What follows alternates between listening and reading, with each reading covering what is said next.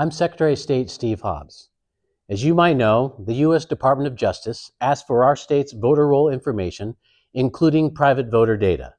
As Washington's chief elections official, I've informed the DOJ that I would provide the data I can legally provide under federal and state law, which does not include Washingtonians' private information.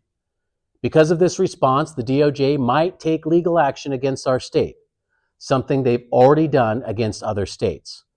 The DOJ claims it needs our voters' private data to verify Washington's compliance with list maintenance provisions of the NVRA. Federal laws restrict the federal government's ability to collect data. Regardless of political party, we must follow the law and reject the DOJ's request for legally protected data. The U.S. Constitution does not give any president authority to regulate how states administer elections or force states to surrender their private voter information.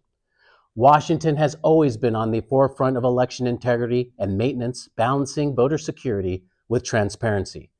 Dedicated election officials across the state are committed to running safe and secure elections, which include maintaining an accurate voter roll. Federal laws such as the NVRA and HAVA require states to maintain their own voter rolls. Washington meets and exceeds all federal requirements, and in fact, our state's laws are stricter.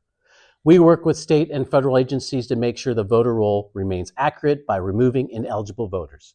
We also receive information from the USPS to update voter records to reflect address changes. By taking these steps year-round, we ensure our voter roll remains accurate, secure, and up-to-date.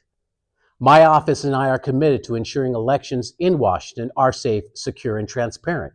I also stand committed to following the laws of our land, both federal and our state.